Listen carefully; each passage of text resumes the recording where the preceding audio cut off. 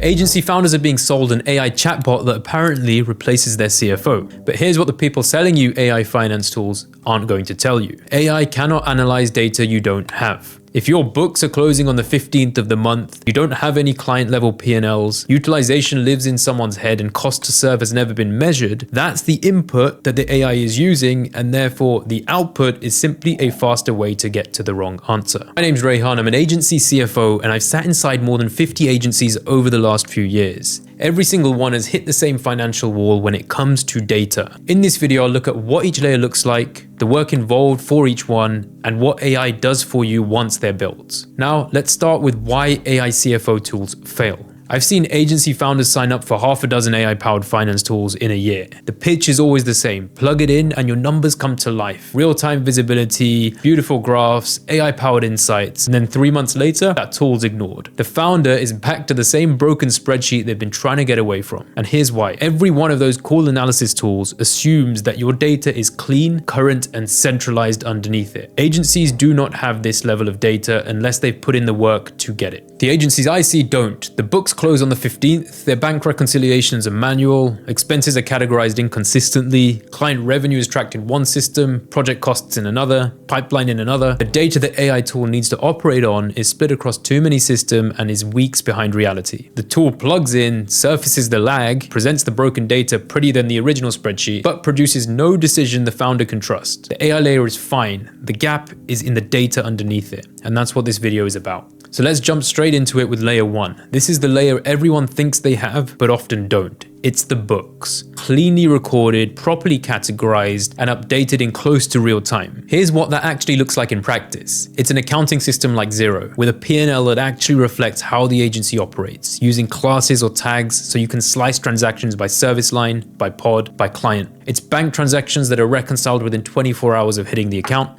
Expenses categorized to the right cost center and tracked against a budget. The tooling is the easy part, and most people will have a system in place, but the work is in the ongoing maintenance and categorization. The agencies I see have a set of accounts that somebody set up when they were a freelancer and they've never revisited for where they are today. If you can't tell me today in 5 minutes how much you spent on contractors last month for a specific client, then your problem is a layer 1 data problem. This is foundational because everything else that we build in terms of layer 2 to 4 depends on having a solid layer 1. Next up is layer 2. This is where layer 1 stops becoming a manual job. So you have the system in place, it's running, you've got the data. Now let's look at how we can automate and streamline things. Layer 2 automates the recurring work. So bank feeds are running into your accounting system continuously. Payment processor data like WAP, Stripe, or Go Cardless feeds automatically into the accounting system, and client revenue matches against those invoices automatically. You've got expense automation using tools like Dext or HubDoc, or these days even an AI agent that can capture all of your receipts,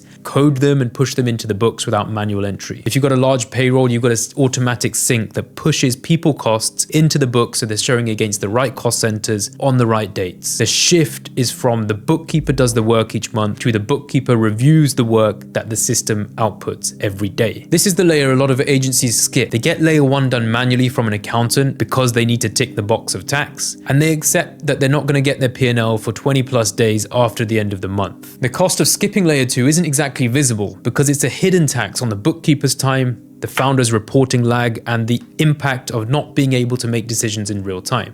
However, when it's right and your books are closed out within 5 days of the end of the month because the underlying work has been automated, the bookkeeper becomes the reviewer, and the accuracy of your P&L that you are able to review every month is increased. Now this is where off-the-shelf AI finance tools can start to work. AI categorization engines need a clean stream of transactions to operate on. Without layer 2, the AI is categorizing the same transactions that a human would and that a human needs to provide, just probably a little bit quicker. Now let's look at layer 3. This is the data layer almost no agency under $5 million have, but it's the one that unlocks everything. Layer 3 is a centralized data layer. It's a warehouse, a single place where finance data, ops data, sales data, and time data can all sit together. In the agencies I see, the data is often living in many different systems. You've got finance in Xero, sales in HubSpot, time in Harvest or Toggle, project management in Asana or Notion, client work tracked somewhere else completely. Every system has its own data model, and each one is the source of truth for one part of the business, but useless for the rest. The problem this creates is invisible until you try to ask a cross-system question. For example, what's the gross margin on this client? To answer this question, you need finance data, so revenue and direct costs. You need time data, how many hours each team member billed against this client. Project management data, so which staff actually worked on it, plus a way to allocate fixed overheads from the company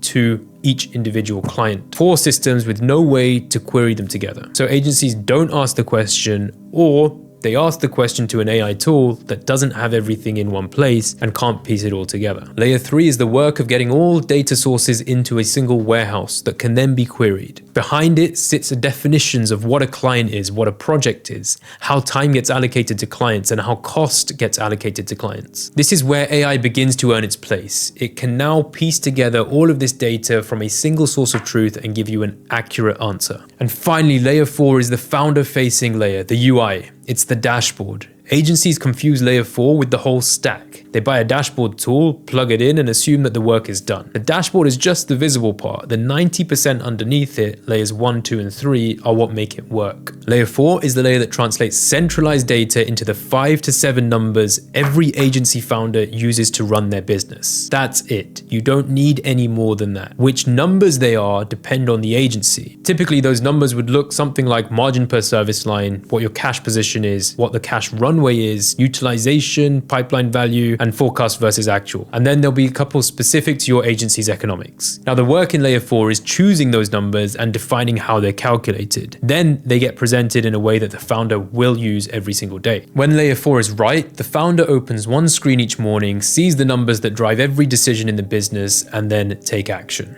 The data is current because 1, 2, and 3 are doing their work underneath it.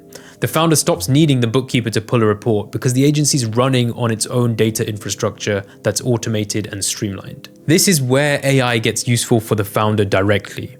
Once the data is current and centralized and surfaced into dashboards, AI can do anomaly detection.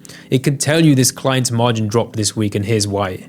It can say you need to contact this person because they've billed X amount against this client, which is over budget. It can do scenario modeling. So if you were to hire this person next week, here's the cash impact. It can also provide suggestions to your bookkeeper in terms of where they need to allocate certain transactions. That's the AI layer doing useful work. The work isn't possible without all of the data infrastructure built underneath. Now here's 3 practical use cases for AI once this is built. The first is categorization. AI is excellent at looking at a transaction and saying this is software, so allocate it to this cost center. That work used to take a bookkeeper hours a week, but AI can do it in seconds.